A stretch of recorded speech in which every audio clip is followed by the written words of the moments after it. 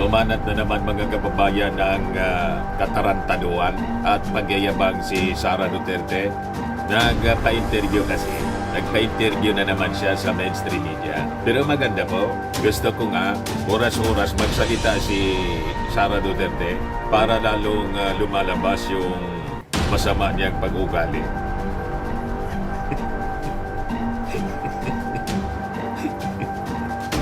O diba? Nasa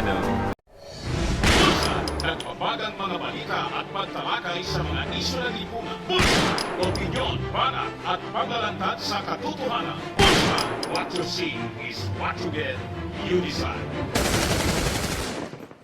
Paniwala niya at ng mga supporters nakakatulong sa kanyang politika. Pero ang katotohanan, baliktad po ang epekto. Lalong nalusaw yung kanyang pangarap na maging Pangulo. Pero sabi ni Sara Duterte mga kababayan sa interview, 2022 pa niya, akin na yung pagiging Pangulo. Sabi ni Sara, 2022 presidency was mine already. Kaya pala gusto niyang mag-takeover na. Kasi feeling niya po, siya na yung panalo. Top daw siya lagi sa survey kasi. Tinanong kasi siya mga kababayan ng mainstream media kung ano ang masasabi niya doon sa payag ni Congressman Kunggon na ang punot dulo ng lahat ng kaguluhan siya po dahil sa kanyang ambisyon na umupo. Yung ambisyon niyang magpangulo, sabi ni Dan, 2022 presidency niya was mine already. Ganon katindi, mga kababayan. Ganon ka-assuming si Sara Duterte. Nag-ego tripping na naman to. Pero maganda itong mga sinabi niya. Kasi kung hindi niya to sinabi, wala tayong topic ngayon. Diba? So maganda. Sabi ko nga, dapat oras-oras magsalita. Laging nakabuntot yung mainstream media. Buntotan lang ninyo si Sara Duterte, mga taga-mainstream media. Hayaan ninyo siya na magsalita ng magsalita at udyukan ninyong magmura. Galitin ninyo kasi mas maganda pag nagagalit si Sara Duterte kaysa yung mga pa-smile-smile niya tulad ng interview kahapon mga kababayan. May pa-smile-smile siya. Ialata yung kanyang pag-smile mga kababayan. Smile na puno ng pait. May pinagtatakpan na totoong damdamin mga kababayan. Maskara lang niya yung smile. Ikaw. Itong ating programa mga kababayan, atid sa inyo nitong ating mga sponsors. Firmax Firming and Lifting Cream. Pinapay po sa mga pulses in affected area. Mainam po ito sa mga pains at paninigas ng mga kaso-kasuan. Ito sa mukha naman yung application, anti-aging, Automax po siya. Ito ay Glow Zero mga kababayan. Whitening po siya. Made in South Korea. Ito naman po, Nengxia Red Mix Fruit Drink. Gawa po siya sa goji berry. May anti-cancer properties po siya. At sa mga naghanap po ng malinis and spacious fitness gym, pumunta lang po kayo sa aming Colossal Fitness Gym. May Grab car rental din po kami. At bills payment po sa aming office. At saka sa mga mahilig po sa mga imported bags, manood po kayo sa live selling ni Madam Eileen Rosales sa kanyang Eileen Closet po. Pati mga shoes, ito yung kanya po. Ito yung kanyang page. Kita ninyo, napakagandang mga online selling po siya. Si Madam Eileen Rosales. Cellphone number niya po, 773-798-7816. Kanya talaga, Mr. Maravillas. May ability po ako sa pagbabasa ng mga body language. Gifted ako sa ganyan po. Di ba? But before ko mga kababayan ibigay sa inyo yung full story ng balitang yan, para mapag-usapan natin, click subscribe muna dito sa ating YouTube channel. And hit the notification bell para lagi po kayong updated sa mga kaganapan dito sa ating bansa. Like and share na rin po ninyo ng ating video. At wag na rin po ninyo na skip yung ating mga commercial ads para tuloy-tuloy lang ang pag-unlad ng bagong Pilipinas. Balikan natin yung ating kwento. Ito si Sara Duterte sa interview mga kababayan ng mainstream media. May pa-smile-smile siya. Pero halata na nandyan ang matinding pait. Itinatago niya ang totoo niya, mga kababayan, na nararamdaman. Habang pa-smile-smile siya, mga kababayan, halatang nag-aapoy ang kanyang damdamin. Parang sasabog na bulkan. Dahil sa mga pangyayari na siya man lang po, mga kababayan, ang may gawa. Tambak yung kaso niya po. Ang ikakaso sa kanya ng DOJ po, terrorism. Pero binabalikta niya, mga kababayan, ang kwento. Siya daw yung tiniterrorize ng gobyerno. Ganon, mga kababayan, ang script ni Sara Duterte. Ito yung sabi rito sa Impact Leadership. Huwag nila akong i-gaslight. Sara hits back at Conggon's remarks on presidential ambitions. Kasi sinabi ni Conggon na ang lahat ng kaguluhan ito nagmula, ang punot duloan niya yan, yung pag-ambisyon ni Sara Duterte na maging Pangulo agad. Yun man talaga po. Kaya yung sagot ni Sara, 2022 pa niya, unang-una niya, the 2022 presidency is mine already. Yun ang kanyang paniwala. Dahil daw sa mga surveys, marami pong yung nagtatap sa mga surveys based sa history ng presidential elections. Pagdating po ng actual election, talo. Si Fernando po, Jr., laging top sa survey yon. Tinalo po ni GMA. Although, alam na natin na may magic. Pero, yan ang politika po, mga kababayan. That is the reality in politics. Sino pa na tumakbong presidente na vice-presidente po? Si Pando, hindi siya politiko. Pero may mga vice-presidente, tulad po ni Jojo Binay, ni Jijomar Binay, laging top yun. Sumingaw yung baho. Para yung sinusundan ngayon ni Sara Duterte po, nang sumingaw ang baho, nadurog si Jijomar Binay. Talo. Yung kalaban ng kanyang tatay, si Grace po, noong 2016 election. Laging top yun, mga kababayan, sa survey. Tinalo ng kanyang tatay. Tama pa? So hindi nangangahulugan, mga kababayan, na nagtatap ka sa survey, mananalo ka sa pagka-presidente. Ang nanalo, mga kababayan, sa pagka-presidente, na hindi mga iyon nanalo, kundi inagaw kasi kaya nakaupo. Si Cory Aquino, ang panalo nun sa eleksyon, si Apo Lakay. Marcos Tolentino yung nanalo. Nag-edge sa people power. Kaya nakaupo. Yun ang gusto nilang mangyari ngayon. Wala man pong maniwala kasi na-expose yung mental condition ni Sara. Ang nandun sa EDSA Shrine, nagreklamo na pati yung rector, si Father Siciliano, nag-request na ng police assistance kasi nanggugulo na doon, mga kababayan, at naging binalahura na yung EDSA Shrine. Ang nakukumbinsi nila, 200. Laging langaw po, yung ibang mga kaibigan ng langaw, hindi rin dumalo, nahihiya na ma-associate, mga kababayan, kay Sara Duterte. Gusto maging presidente ng impyerno.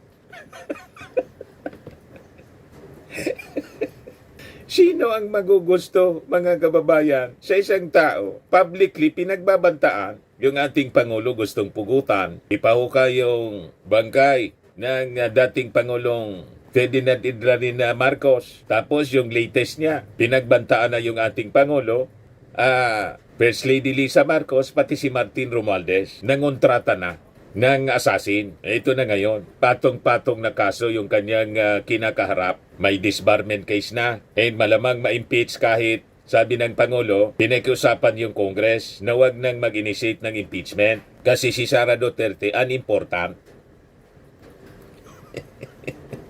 So malamang, kahit na nag-request yung ating Pangulo, kinausap yung mga congressmen na wag nang isulong yung impeachment, ma-impeach pa rin siya next week. Yun ang binabantayan, mga kababayan. At aside from that, yung mga kaso kriminal in relation sa kanyang pagbabanta at yung investigation ng Congress sa nalunok, mga kababayan, for 11 days na confidential funds amounting to 125 million at pati yung 600 million plus combined confi ng DepEd at saka OBP under scrutiny na rin po. So yung ambisyon po ni Sara Duterte na maging Pangulo, lusaw na po. Kaya itong sinasabi ni Sara, mga kababayan, na gusto niyang i-counter yung statement ni Konggon, malabo po na ma-counter niya kasi yun ang lumalabas sa kanyang mga ginagawa at kanyang mga sinasabi po. Confirm. Talagang ang isda po nauli sa bibig. Yan o, talagang atat na atat po. Huwag nila akong i-gaslight. Vice President Sara Duterte dismiss House Assistant Majority Leader in Zambales 1st District Representative J. Konggon's claim that political unrest is stemmed from her early aspirations for the presidency. Buwelta ni Inday, mga kababayan, kahapon. Unang-unaan niya, the presidency of 2022 was mine already. Nanalo na ako sa surveys. Lahat ng tao solid na. United na for my candidacy. Pero I gave it away because I felt I had to do some other things other than being President of the Republic of the Philippines. Duterte said during a press briefing on Saturday, November 30, kahapon po. Iyan nga po, mga kababayan. O ngayon, baka maniwala kayo sa sinasabi niya. Hindi man po siya nagsasabi ng totoo. Remember, ang kanyang pamilya po sanay sa propaganda. As I was saying, mga kababayan, sa mga previous discussions natin, matagal na, si Sara Duterte po, ang totoo niyan, hindi siya naniniwala na mananalo siya. Kaya siya, tumakbo na lang po. Mga style niya man lang po yon. Tumakbo na lang, nag-file siya for mayor. Kasi, kung naniniwala siya po na mananalo siya, presidente yung kanyang tatay, incumbent, pagkatapos hindi ka tatakbo sa pagkapangulo. Lumilitaw na number 1 yung kanyang pangalan nang wala pa pong intensyon. Hindi pa nag-announce yung ating Pangulong BBM. Yun ang tama po. Ito yung tamang kwento. Nang mag-declare na po ng pagkapangulo, nag-announce na yung ating Pangulong Bongbong. Nalusaw po yung pangalan ni Inday. Lalo yung nagsimula na pong mag-ikot. Alam na alam ko po kasi party ako ng kampanya. Di ba before pa ng kampanya, nag-organize po ng mga motorcade. Kami rito, kahit walang pundo, na natanggap po sa mga organizers, nag-organize kami ng mga motorcades po.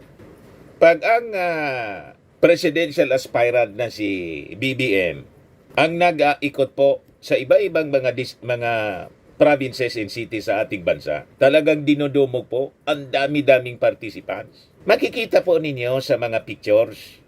Pero pag si Sara Duterte po, mangilan-ilan lang ang mga participants. Makikita ninyo sa mga kulay na green. Nakikita ninyo, mga kababayan? Ang crowd po. Ilan lang ang green dyan? 3, 4, 5.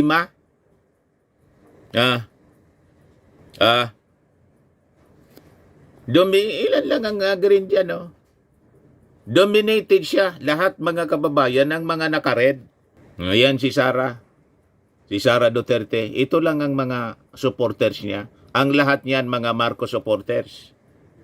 Madaling sabi, nakisakay lang ang mga Duterte sa pangalan ng Marcos. Kasi sa totoo lang po, mga kababayan, hindi man sila kilala dito sa Luzon. Kahit sa Visayas, sa Mindanao lang po sila, lalo sa Davao. Kailan lang po nakilala yung Duterte? Panahon lang ng GMA, nang gawing presidential advisor po si Digong. Doon lang siya nakilala. Pero ang Marcos po, 1960s pa, sikat na po si Apo Lakay. Marcos na po, at walang presidente, walang pamilya, mga kababayan dito sa ating bansa na umupo for 20 years bilang Pangulo. Sino man po ang nakasurpas sa ganong achievement, mga kababayan, kung hindi ang Marcos family?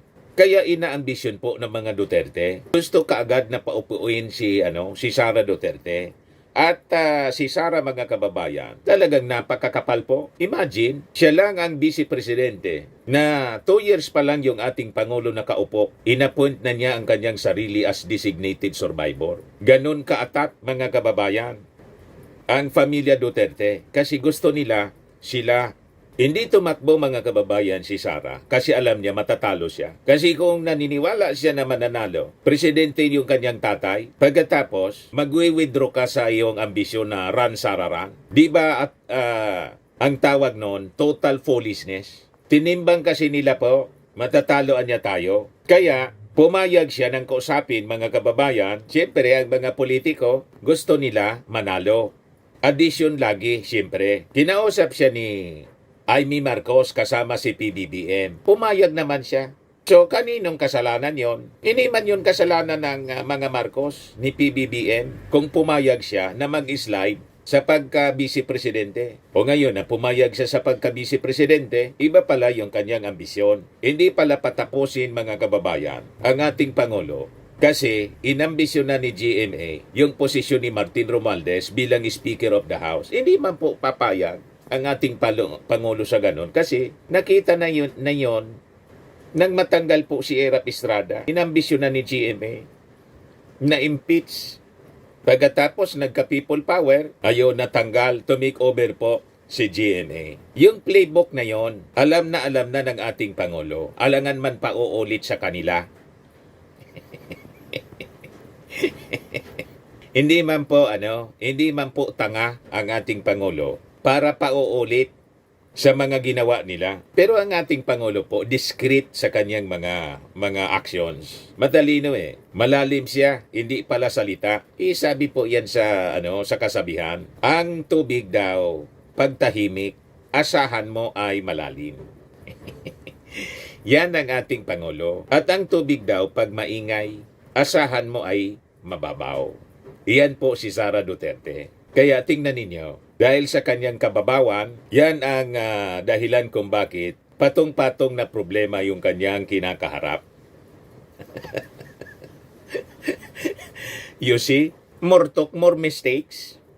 No talk, no mistake. Hindi natututo ang mga Duterte. Kaya nga, daldal lang kayo ng daldal. Maganda yan, ginagawa ninyo. Ilubog ninyong ilubog, ibaon ninyong ibaon ang sarili ninyo.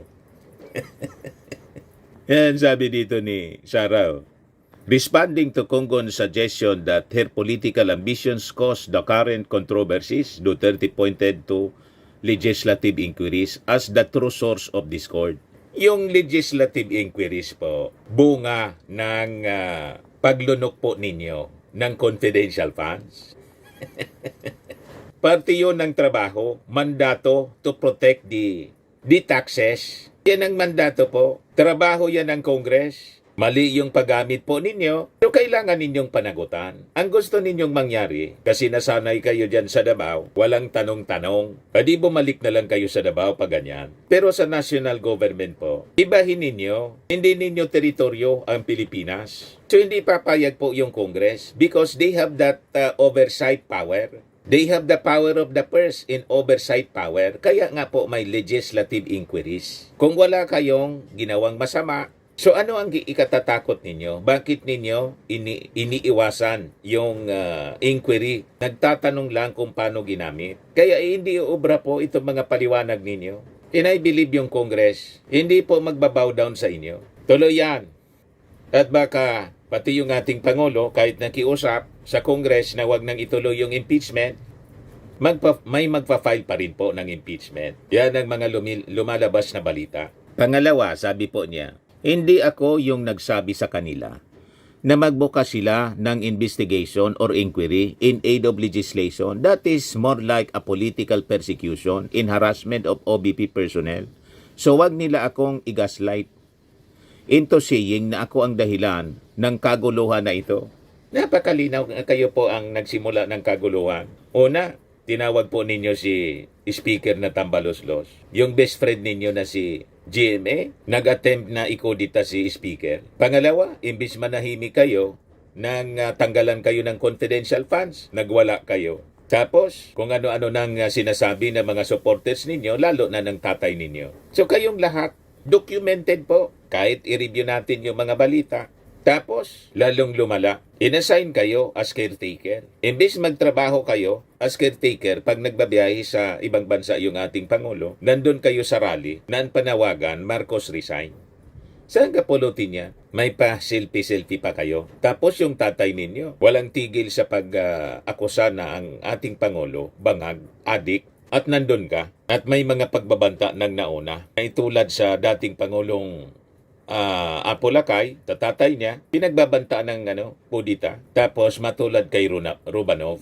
Tapos gusto ninyong ipahukay yung bangkay ng kanyang tatay. Hindi pa nga nagsalita yung ating Pangulo. Yung anak lang yung nagsalita. Tapos ini-imagine ninyong tanggalan ng ulo, pugutan yung ating Pangulo. Ito yung pinakamalala na ginawa ninyo. Pagbantaan ng assassination at may kinontrata pa kayo. At sinabi pa ninyo, no joke, no joke.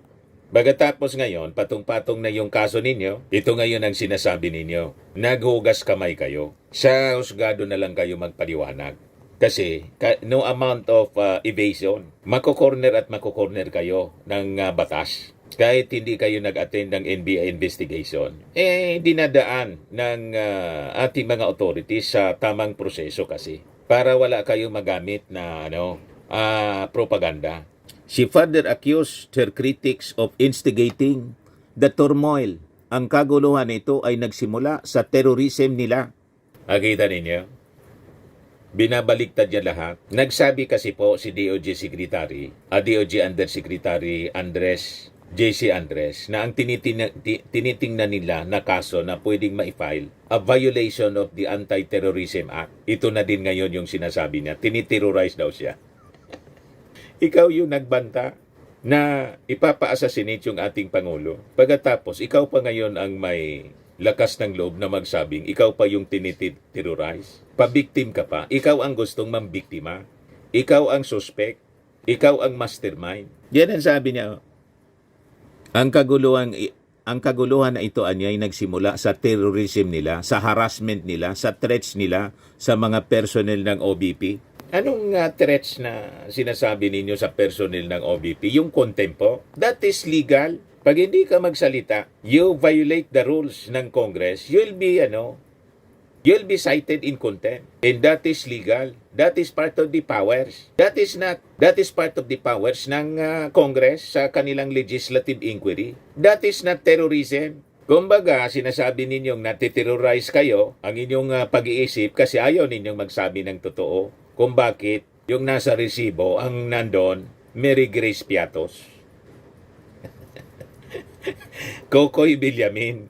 Di ba? Kung paano ninyo ginastos ang confidential funds in 11 days. At paano nangyari na ang renta ng safe house 47,000 to 1 million a day. O paano mo yun i-justify? Kaya natiterrorize kayo kasi nasosokol kayo sa inyong kasinungalingan. Yan ang malinaw. Sara Duterte, malinaw yon sa ating mga mamamayang Pilipino. Huwag kami. Yan ang sinasabi niya, mga kababayan. Ayan na. Update sa inyo sa nangyayari sa taas. Magbigay lang ako ng update sa nangyayari sa taas. So, hindi ko na lang din banggitin yung mga pangalan kasi nag-request din yung mga patients na huwag banggitin yung mga pangalan nila. So, ang isang patient, may clearance na siya. Ang decision niya is umuwi muna sa kaibigan niya. Natatakot siya umuwi sa sarili niyang bahay. So, ang decision niya, pag-discharge niya dito, ay pupunta siya sa kaibigan niya. Doon muna siya titira. And then yung isang patient, waiting siya for discharge. At ang sabi sa kanya ng private doctors niya ay lumipat siya ng hospital. So, yun yung gagawin para sa kanya. Dahil po, bakit ito po dito? Well, hindi niya nasabi sa akin. Ang nasabi lang niya sa akin ay yun yung gusto ng private doctors niya na lumipat siya ng another hospital. So, yun din yung gagawin niya kasi right now, yun lang din yung pinagkakatiwalaan niya, yung mga doktor. Tunay po siya lilipat. Nag-aantay siya na kanyang discharge and clearance. Yung contempt order kay Atty. Zalaika Lopez, dapat po matatapos yung today. Ano po balikan? Na-extend po ba or hindi na nag-lapse na? Malamang siguro wala na yon kasi nag-aantay na lang yung lawyer dito sa taas na clearance from all the offices concerned. So, likely baka considered as nag-lapse na yon. But ang gusto lang talaga ng lawyer is merong document. Nirelease na po ng Sabi na Congress. Mamaya po, Cleared na siya. si Sulaika, basahin ko yung order. May we get your reaction sa nabanggit po ni President Marcos. Ang sinabi niya, ma'am, kinonfirm niya po yung kumalat na text message na nakalagay na in the larger scheme of things, Sara is an unimportant, so please do not file impeachment complaints. What are your thoughts, ma'am? Pinigil or stop in a way? Hindi naman ako mag-comment no, sa mga remarks ni President Marcos. But sorry, may nakalimutan ako na update sa taas.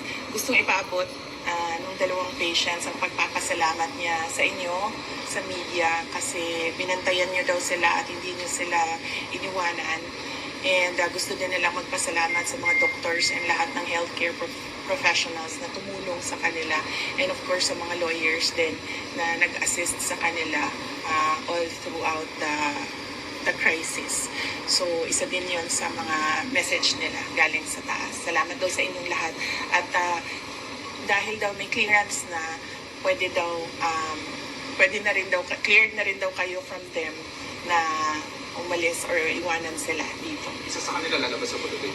Sure. Ang isa, nakaalis na. Oo, nakaalis na yung isa. Ang isa na lang yung nag-aantay ng clearance. Possible din po lumabas today. Possible din po ma-discharge.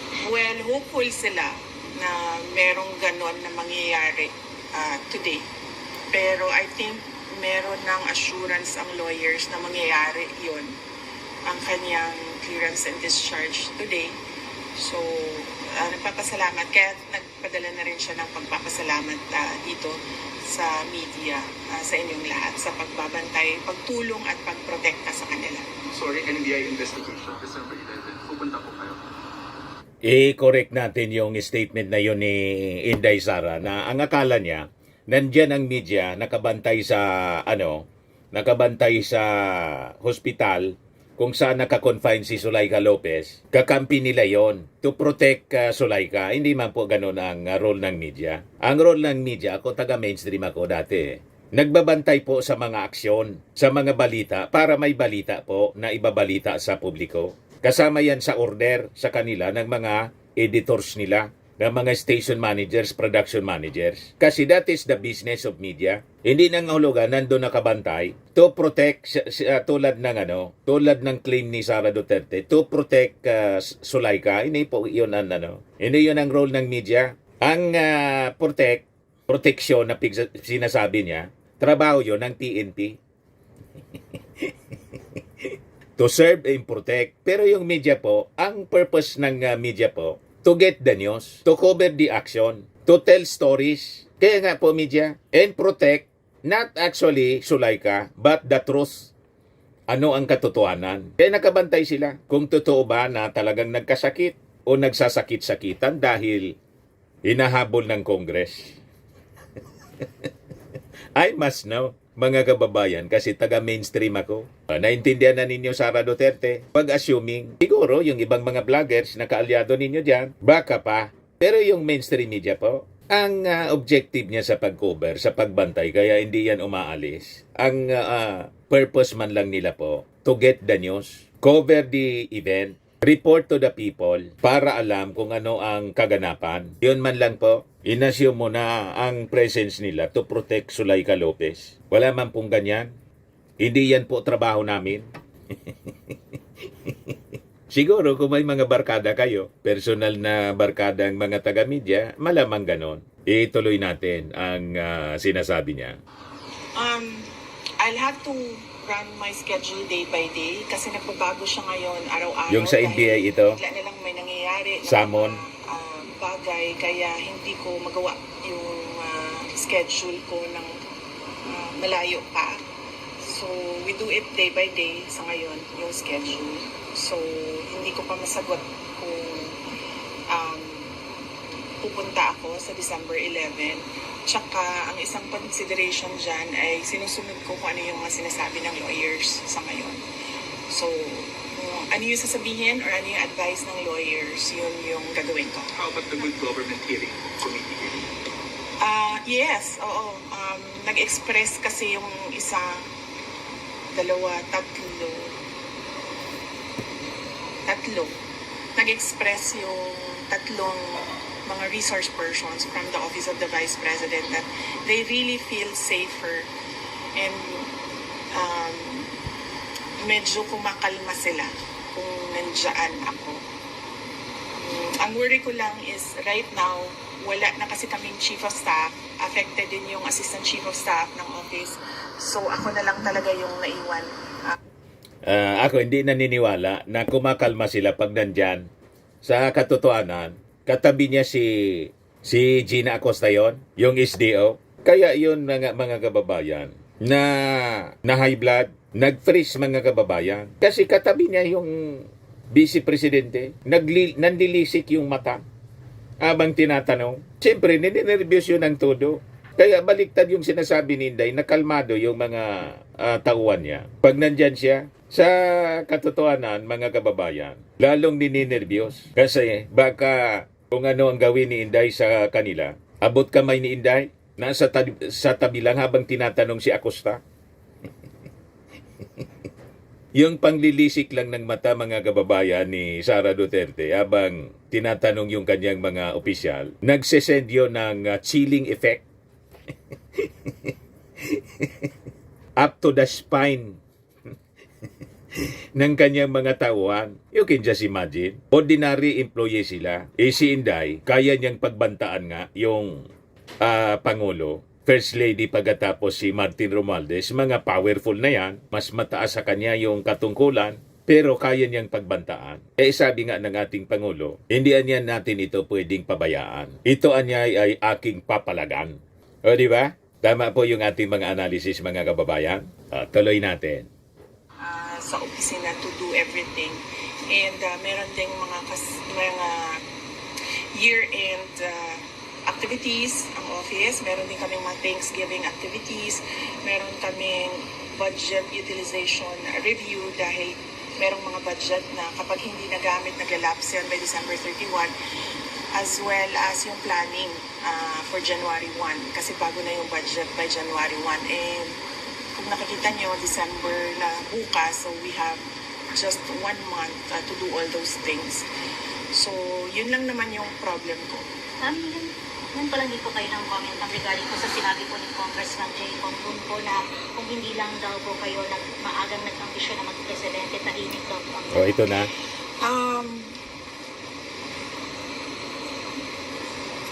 Unang-una, the presidency of 2022 was mine already. Assuming po. Na nanalo na ako sa surveys. Nanalo daw Lahat siya ng sa tao survey. solid na, united na for my candidacy. Pero I gave it away because I felt I had to do some other things other than being president of Maniwala. the Republic of the Philippines. Pangalawa, hindi ako yung nagsabi sa kanila na magbukas sila ng investigation or inquiry in aid of legislation that is more like a political persecution and harassment of OVP personnel. So, Political persecution daw. At sa harassment, yan ang pinaka-weak defense mga kababayan sa mga tao na sukol na sa kanilang pagsisinungaling. At kitang-kita na po ang ebidensya ng Mary Grace Piatos. Napiki po talaga ang pangalan. Hindi pa lumalabas. 11 days na po nakalipas. Ito yung order of release, mga kababayan. House of Representatives Release Order. In the matter of privilege speech number 379 of Representative Rolando Valeriano, delivered on September 3, 2024, on asserting the power of the purse of Congress in motu proprio inquiry on the manifestation of Representative Gervil Jinky Beatrix Loistro during the budget hearing of the Department of Education in the Committee on Appropriations on September 2, 2024 concerning the agency's failure to deliver computer units in good condition to end users and other issues plaguing the agency's budget utilization. To Police Major General Napoleon Taas, Sergeant at Arms, House of Representatives, in view of the undertaking to attend all hearings, you are hereby ordered to immediately release Attorney Zulaika Lopez after a medical examination has been conducted on her, so ordered. Ayan po. Signed, Chairperson Committee on Good Government and Public Accountability, Congressman Joel Chua ng Maynila. Nirelease na po. Pero I think hindi ito nangangahulugan na pwede na siyang tumakas. Kung kakailanganin pa rin yung kanyang testimony sa congressional inquiry mga kababayan, ipapatawag pa rin siya ng Kongreso. O ngayon, i-share ko itong post mga kababayan ni Professor Antonio Contreras. Maganda to. Kasi 'di ba, sinabi ng ating pangulo na nag-advise siya sa nag-text siya sa Congress na wag nang isulong yung impeachment kay Sara Duterte. Ngayon, yung iba ang kanilang perception, i-display of weakness on the part of the President. Ngayon, ito maganda tong puntos mga kababayan, i-share ko sa inyo.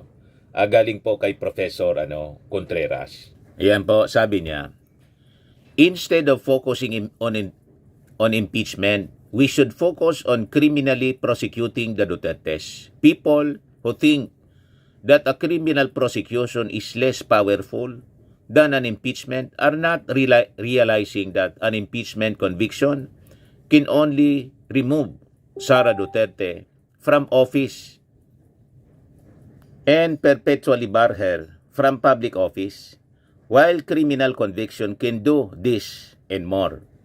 It can lead to her doing time in jail. So those who say that BBM is again showing sign of weakness for advising Congress not to go through the impeachment route are not actually getting it.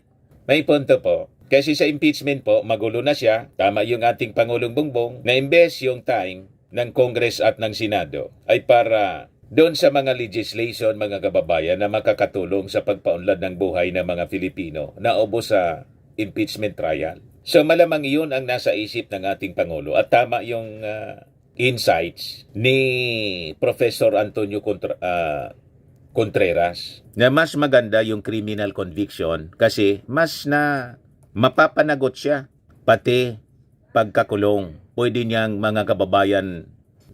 mga kababayan na makulong.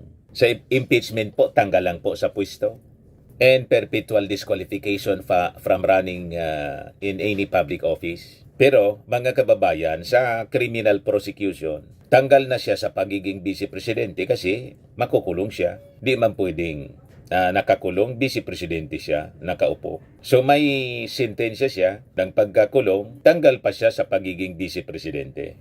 O, di ba? Pero I think, sabi nga natin mga kababayan kanina, kahit pa kinausap ng ating Pangulo ang Congress na wag nang isulong ang impeachment, tingin ko po may ipa-file pong impeachment sa kanya yung ilang members ng Congress. Narinig ko po sa interview ni Christian Isguera doon kay Bayan mo na former Representative Teddy Casino, na ready na nila for filing na lang po. May draft impeachment case na po sila laban kay Sara Duterte. So, ito pong ipafile na impeachment sa kanya ng Bayan Muna, wala pong kinalaman dyan siyempre yung ating Pangulo kasi unang-una, ang Bayan Muna po anti-Marcos. Si Franz Castro, kalyado ng Bayan Muna, party list, anti-Marcos. So, hindi pwedeng ang anti-Marcos na Makabayan Black susunod sa kumpas ng ating Pangulo. Nasabi ng ating Pangulo, wag na. Pero once it is filed, the Congress is under obligation to deliberate, sabi po ng ating mga congressmen. So malamang ma-impeach pa rin at matanggal si Sara Duterte other than yung mga criminal charges na ikakaso sa kanya, ipa-file sa kanya. Sabi nga ng mga nagre-react po dahil sa mga ginawa ni Sara Duterte